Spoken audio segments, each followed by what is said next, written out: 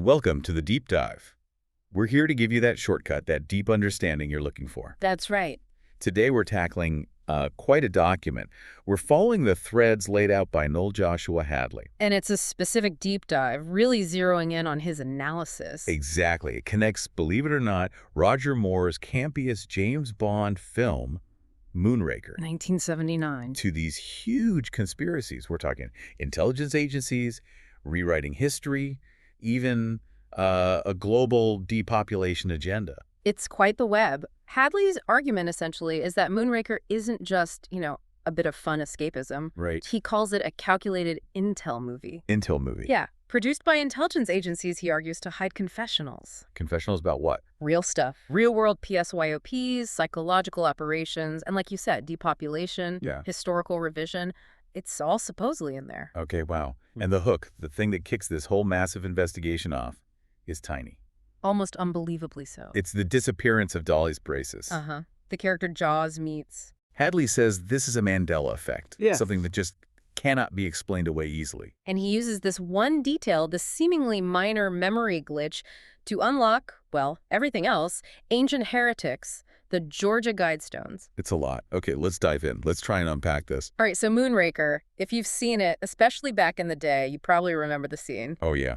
Jaws, the giant with the metal teeth, survives this ridiculous fall from space. Right. Crashes down, completely unharmed, walks through the wreckage. And then he sees her, Dolly, this sweet-looking blonde girl, pigtails, glasses. And the whole joke, the punchline that everyone remembered was the smile. Jaws gives his big, menacing metal grin. And Dolly smiles back, revealing this huge mouthful of metal braces herself. It was perfect, like the music swells, Tchaikovsky. Yeah. A match made in heaven. That's the memory. That's the iconic moment. But here's where Noel Joshua Hadley kicks off his investigation. The Mandela shift. Exactly. The problem is if you watch Moonraker now, on DVD, streaming, whatever. No brace. No braces. Dolly just smiles, pearly whites, perfect teeth. Okay, hang on. That's weird. But couldn't that just be, people misremembering? Collective false memory happens. That's the standard explanation, sure. But Hadley argues no, this is deliberate. It's an alteration, a change made after the fact. Changing a film decades later. Removing braces. That's a pretty big claim. Yeah. What's the proof? Does he have evidence the braces were definitely there? He focuses on collecting what he calls residue evidence, things left over from the supposed original reality. Okay, like what? Well, for one, he points to the official James Bond fan site, universalexports.net. Even years after people started noticing the missing braces, the site apparently still had the character description.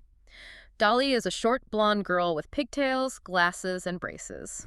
Still there? Hadley argues that wasn't an oversight. He thinks it might be an Intel website itself, leaving a deliberate breadcrumb. Okay, that's one data point. Anything else? From the time? Yeah, he cites contemporary sources, too. A 1979 review by a critic named Emery Lifton-Walter. And what did the review say? It apparently described the scene very vividly, said Dolly had braces galore. The galore? Yeah, suggesting, a lot of hardware, not just a subtle thing. He wrote she had about as much hardware in her mouth as Jaws does. Wow, okay. That's pretty specific. It definitely points towards substantial dental work being noticed at the time. And what about cultural impact? Did the braces show up anywhere else? Hadley argues they did, which shows how central they were to the joke. He points to a Simpsons episode from 1998. Season 10, yeah. Comic book guy finds love. Right. With the nerdy girl, and the defining feature, the visual gag, was she had braces. Ah, okay. So the parody only really works if the original Moonraker scene had the braces. That's Hadley's argument, and there's more. Richard Kiel, the actor who played Jaws, Right. He did a Finnish credit card commercial in 2006, reprising the Jaws character. Right. In the ad, he smiles his metal grin at a cashier. And she has braces. She has braces, mirroring the original Moonraker gag. Again, Hadley says this confirms the cultural memory of the braces being the key part of that scene. So if we accept the evidence suggests the braces were there, what's the explanation for them not being there now? This is where the PSYOP idea comes in. Exactly. Hadley posits the Mandela effect isn't accidental. It's a deliberate, long-running PSYOP by the intelligence community. A psychological operation. Why? To mess with us. He uses this term creepy crawling. Creepy crawl. Like spiders. No, it comes from the Manson family, apparently. They used to break into houses. Right. But not to steal. They'd just subtly rearrange things, move furniture, change pictures, Okay. Why would they do that? to make the victims doubt themselves, doubt their memory, their sanity.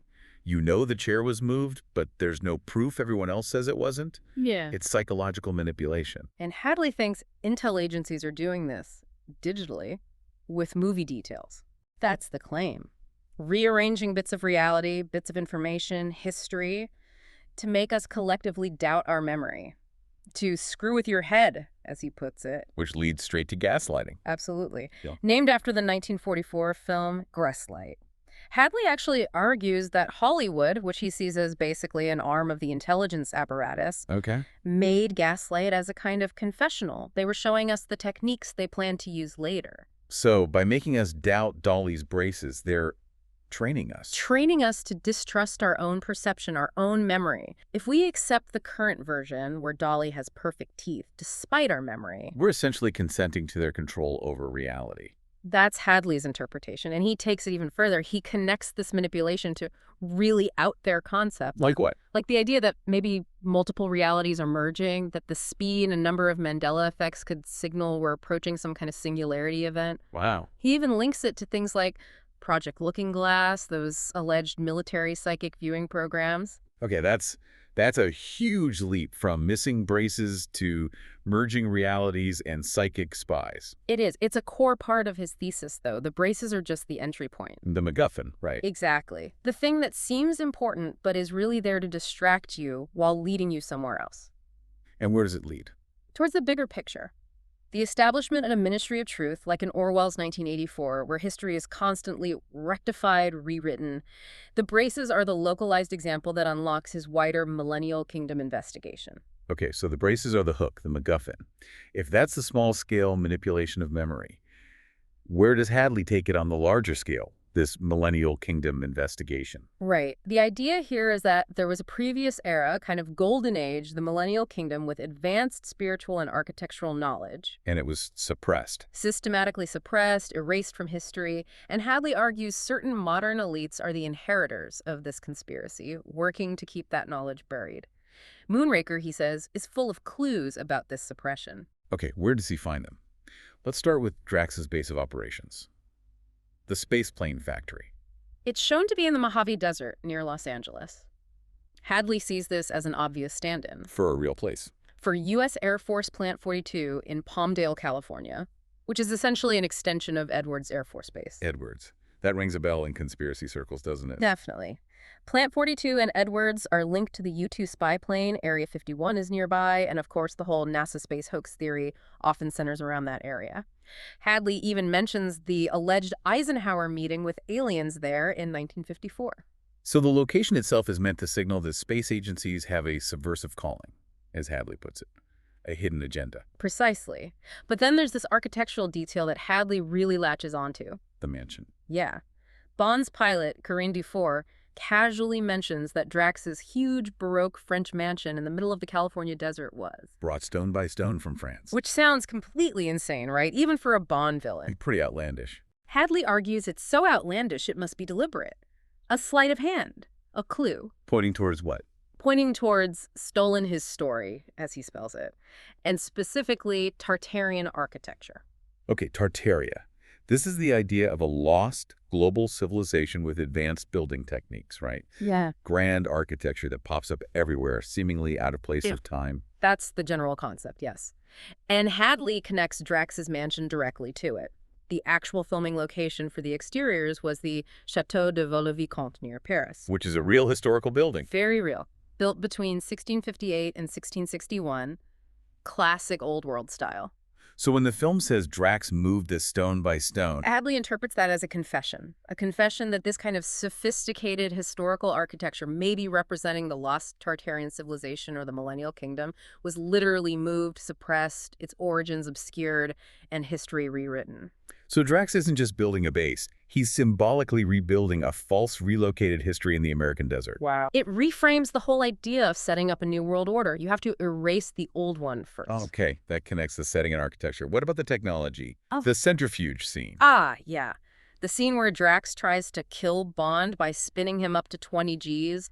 It's terrifying. How does Hadley read that? He sees it as another confessional that these powerful space agencies, whether it's Drax's fictional company or, real-world players like Howard Hughes back then, or maybe Elon Musk today, They're just a front. a front masking something much deeper and more sinister, and the centrifuge represents the lethal consequences for anyone who gets too close to the truth. Eliminating those who know too much. Exactly. And Hadley explicitly links this to real-world events. He brings up the Apollo 1 fire in 1967. Where the 3 astronauts died during a test. Right.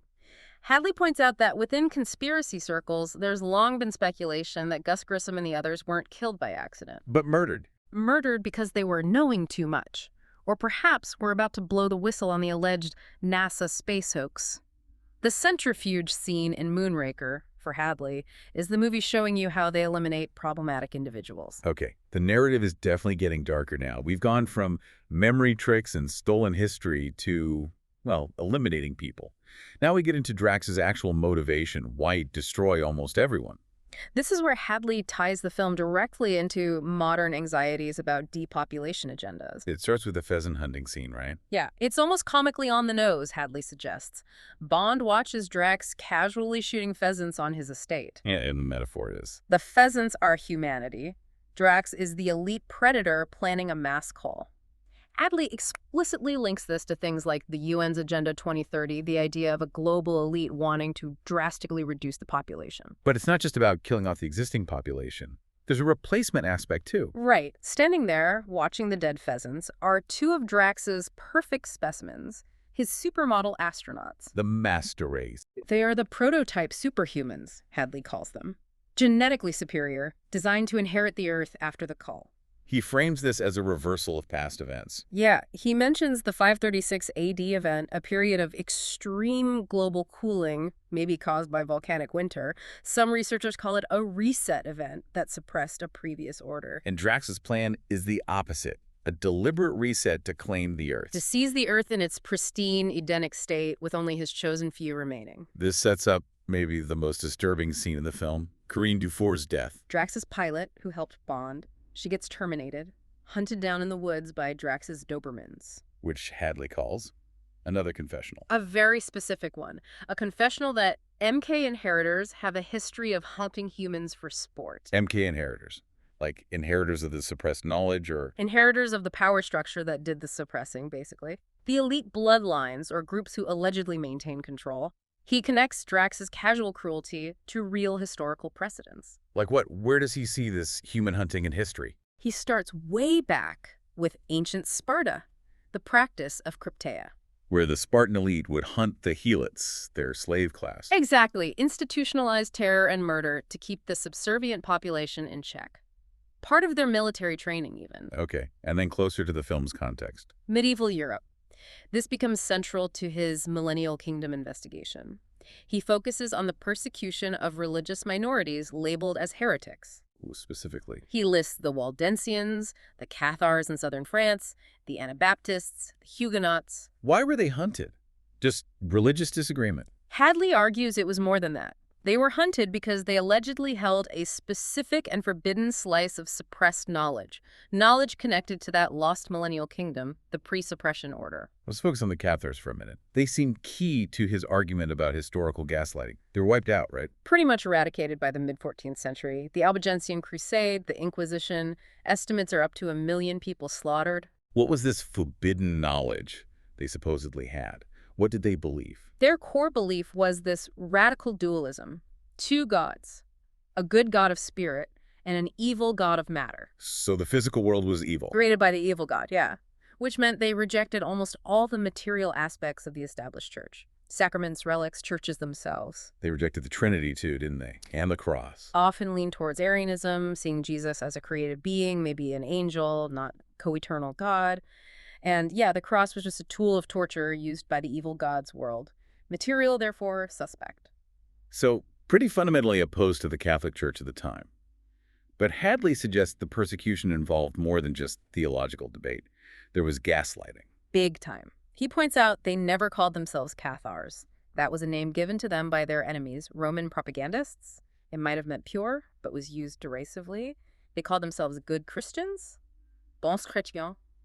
And the church accused them of bizarre things. Absolutely ridiculous things, like riding on brooms. Hadley notes this accusation pops up in anti-Waldensian propaganda, too, around the 1430s. He argues they were basically inventing the witch stereotype to justify murder. What about the claim they rejected reproduction? That seems like a key accusation. Yeah, they were accused of seeing procreation as trapping more souls in the evil material world. Hadley finds this suspicious. While they valued asceticism, he questions if a large movement actively rejecting having children could sustain itself. Unless it was being pushed somehow. Or exaggerated by their enemies. He suggests it might have been a useful accusation for the propagandists. And there's a specific point about the Eucharist, the communion host. Yes, this is a fascinating detail Hadley highlights. The Inquisitor Bernard Guy, a major persecutor of the Cathars, recorded their reason for rejecting the host. What was the reason? They allegedly said that because the host is material bread, after you eat it, it passes through the body and comes to a vile end, like any other food. Hadley sees this as the Inquisitor accidentally revealing the Church's own fixation on the vile material aspects. The Cathars rejected matter because it was inherently low. The Church seemed horrified by the biological process. He reads it as a kind of unintentional confession about who really had the lower spiritual understanding. So the Cathar persecution becomes a template for historical gaslighting. Maybe inventing or exaggerating a group to justify wiping them out and rewriting history. Exactly. And the brutal hunt itself, the massacres, those were very real. Corinne Dufour being hunted by dogs in Moonraker is just the modern cinematic echo of that historical reality, according to Hadley. Okay, so after Dufour's murder, Bond tracks the operation to Venice. He finds the lab, the glass vials. And the nerve gas, the weapon Drax plans to use. We know the goal is this Edenic state, but the weapon itself is unique. Horrifically specific. It kills humans instantly, but leaves animals, plants, everything else untouched. Hadley even notes that rats are shown to be unaffected in the film. A selective genocide tool. Designed to be a quick, clean cancer on humanity, leaving the planet pristine for Drax and his chosen few. And this is where Hadley makes perhaps the most startling connection in the entire analysis. The link to the Georgia Guidestones. Right. The timing is crucial here, isn't it? Absolutely critical. Moonraker comes out June 1979. The Georgia Guidestones, that mysterious granite monument in Georgia, With the Ten Commandments for a new age? weren't unveiled until March 1980, months after the movie premiered. So Hadley presents the film as predictive programming, an intel blueprint. Undeniably, in his view. He argues the film lays out the exact plan that would later be literally carved in stone on the Guidestones. Okay, let's look at those commandments. How closely do they match Drax's plan? Commandment number 1 on the Guidestones. Maintain humanity under 500 mils and in perpetual balance with nature. 500 million people. That's drastic depopulation. And it's exactly what Drax's nerve gas is designed to achieve. Maintain humanity at a low, manageable level, in balance with nature. And the second commandment? Guide reproduction, wisely improving fitness and diversity. Which aligns with? Drax's supermodel astronauts, the genetically perfect specimens we saw earlier. They are the ones selected to guide reproduction wisely, ensuring the fitness of the new small population. Wow. So Hadley's claim is the movie essentially leaked the script for this NWO plan months before the Guidestones made it public. That's the core of the Intel movie argument here. Hiding the plan in plain sight, dressed up as sci-fi camp. But the film does show some resistance to the plan, doesn't it? The fight scene in Venice. Right, the big fight Bond has with Chang, Drax's henchman. It ends in the clock tower. St. Mark's, right? Bond throws Chang through the astronomical clock face. That amazing piece of 15th century engineering, Hadley reads a lot of symbolism into that specific action. What's the interpretation? The clock obviously tracks time, but also the precession of the zodiac, the ages. Drax's whole mission is to force humanity into a new age, maybe the age of Aquarius on his terms. He's trying to hijack the timeline, set a new course by turning back the clock or maybe accelerating it. So when Bond smashes the clock, He's symbolically shattering the mechanism of time, halting Drax's carefully plotted sequence of events. It represents a temporary disruption, a loss of control over the elite's planned timeline.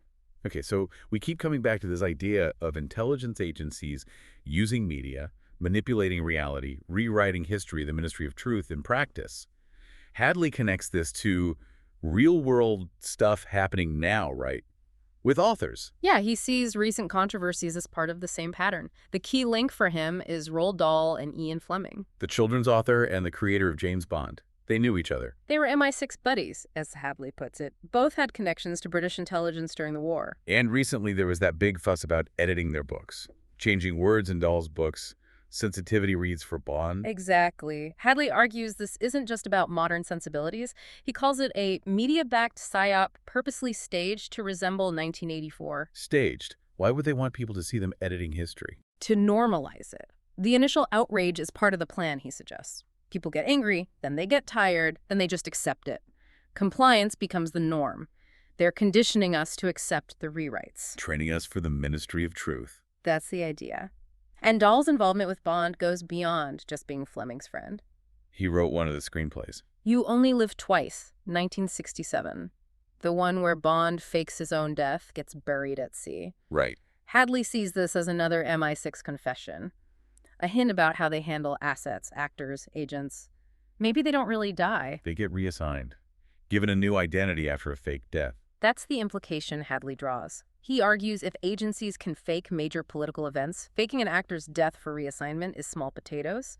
It feeds into that deeper conspiracy narrative where key figures might still be around, just under new identities. Okay, connecting back to Moonraker specifically, there's this strange Spielberg connection. Yeah, this is pretty wild. Steven Spielberg apparently wanted to direct a Bond film. Got rejected twice. Once after Jaws, once after Close Encounters. They thought he was too expensive or just not the right guy. Something like that. But here's the kicker. Moonraker, the film he didn't direct. Uses the music from Close Encounters. The iconic 5 notes, G-A-F-F-C, the alien communication signal.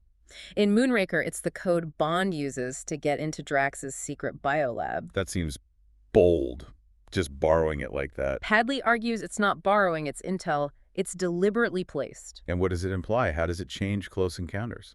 Well, if the 5 notes the signal for a supposedly benevolent alien invitation in Close Encounters are the key to unlocking Drax's mass murder lab in Moonraker. It reframes the invitation. Exactly. Hadley suggests it implies Roy Neary wasn't going off to some spiritual encounter at Devil's Tower. Maybe he was getting the keys to the global genocide plan. It twists the whole hopeful message of Close Encounters into something incredibly dark. Wow. That's quite a reinterpretation. It fits Hadley's view that the entire popular space narrative, aliens and all, is a cover for something much more sinister. And this idea of hidden confessions in Bond isn't new, is it? Hadley points to the original Moonraker novel from 1955. Right. Fleming's original book. The plot is very different. Drax is a Nazi. Yeah, Graf Hugo von der Drasch, an undercover Nazi planning to fire a modified V-2 rocket at London. And Hadley sees this as An insider confession from Fleming, who had intel connections. A confession about Operation Paperclip. the U.S. program that brought Nazi scientists into American programs after the war, like Werner von Braun. Precisely. Hadley argues Fleming was revealing this years before the full extent of Paperclip was common knowledge. The novel was an early warning about Nazi infiltration into Western aerospace and rocketry. So the 1979 film updates the threat, drops the overt Nazi plot. And replaces it with the threat posed by the military-industrial complex, private aerospace, and the deep state agencies pulling the strings. It's the same confession, Hadley argues, just updated for the next phase of the plan. Okay, this leads us right up to the modern day. Hadley connects these Bond villain plots to real agencies and figures. He draws a parallel between Spectre, Bond's big enemy organization, And DARPA, the Defense Advanced Research Projects Agency. founded in '58. Why DARPA? Because Hadley sees DARPA as the real-world equivalent of a shadowy organization with immense technological power and potentially tyrannical goals. What kind of tech? Well, DARPA is credited with key roles in developing things like GPS, stealth aircraft, drones, advanced robotics, weather satellites, even the internet, ARPANET. Hadley also points to things like mRNA vaccine technology. And he sees these as Deep state projects with tyrannical ambitions, tools for surveillance, control, maybe even warfare, all developed under the radar. To understand this alleged military space hoax, Hadley contrasts Moonraker with another Bond film, right? Diamonds Are Forever from 1971, because they seem to show two completely opposite things about space. How so? In Diamonds, Bond literally stumbles onto a soundstage where they are faking a moon landing. Confirming the NASA space hoax idea. Right. But at the same time, the villain in that film, Blofeld, Is building a giant laser in space. a powerful satellite weapon, a directed energy weapon, or DDW. So, faking it on the ground but building real weapons in orbit. How does Hadley resolve that contradiction? He says they're anatomically correct at the same time. Meaning both are true. Yes, the public stuff, Apollo, the space shuttle, the ISS, it's the hoax, the circus to distract people and soak up public money. He even points to Jaws crashing into a circus tent in Moonraker as a nod to this. While the real space program is Military, secretive, developing things like DOWs, maybe dealing with weird physics, or even, in some theories, non-human entities, run by agencies like DARPA, hidden behind the public facade. And the villains in these films, Drax and Willard White from Diamonds, Hadley sees them as models for real people. As predictive programming, yeah. They're billionaire industrialists with private space companies working closely with the government and military. He explicitly compares them to figures like Elon Musk's SpaceX, Starlink, Neuralink blending private innovation with massive state contracts, and even political figures like Donald Trump, who created the U.S. Space Force in 2019. He mentions the Space Force logo, too. Yeah, he finds the symbolism interesting, that vector symbol wrapping around the globe. Hadley suggests it looks like, or stands in for, the World Wide Web. Implying the mission isn't just outer space, but cyberspace, too. Control of information. That seems to be his reading. He even throws out speculative connections, like when Musk talks about Mars, maybe it's linked to the Mars Military Auxiliary Radio System. It's all part of this idea that space is a stage full of actors playing roles. He also links Willard White, the reclusive billionaire in Diamonds, to Howard Hughes. Right. Hughes was famously reclusive, and in 1974, his company was secretly contracted by the CIA to salvage a sunken Soviet submarine using the Glomar Explorer ship. Which parallels the plot of Diamonds. Closely enough that Hadley sees it as proof the scriptwriters, the intel community, knew about these secret operations years in advance. So the ultimate conclusion from comparing these films is that the official narrative about space is the fiction. But the secret military capabilities being developed behind the scenes are very real and potentially terrifying. The whole world, Hadley argues, is a carefully scripted stage play run by these inheritors. #outro chopper. Well, that was certainly a deep dive. We've journeyed through Noel Joshua Hadley's intricate and frankly quite unsettling analysis of Moonraker and beyond. Yeah, starting with something as small as Dolly's missing braces. And ending up with this vast conspiracy linking pop culture, erased history, ancient heretics, depopulation agendas, secret space programs, MI6 confessionals hidden in Bond films. It's a lot to take in. The core idea seems to be look for the absurdity, because that's where the confession is hidden. Right, recognize the manipulation, the gaslighting, and you start to see the alleged script. Hadley's main takeaway seems to be this warning about the elite, the inheritors, wanting to reset the world into an Edenic state for themselves using mass murder, a plan he says was blueprinted in Moonrakers even before the Georgia Guidestones appeared. But he does end with a sliver of hope, doesn't he? Yeah, he mentions the destruction of the Georgia Guidestones back in 2022. He sees that as evidence that maybe agents of good are working behind the scenes, that the elite's timeline isn't set in stone, it can be disrupted. It definitely leaves you thinking. It really does, and it raises that crucial final question about focus, doesn't it? If Hadley is right, even directionally, that intelligence agencies use things like the Mandela effect, these constant media spectacles, as distractions. Well, they push ahead with their real agendas. Then the question for you, listening right now, is what critical real-world thing might be happening right now, maybe in military tech or finance or historical narrative, that the whole Dolly's braces phenomenon or the next big distraction is designed to keep you from noticing? Definitely something to think about long after this deep dive is over. Imagine a kingdom lost in the mists of time, and the sinister plot to keep it that way. Our Father in heaven, sitting in his timeless abode, created the past and the future for those of us who live on the earth. He made the framework and the order. The future is kept hidden, but to a special few. What kind of evil interferes with that order and hides the past as well? This story is our family's inheritance that we now wish to share with as many as possible.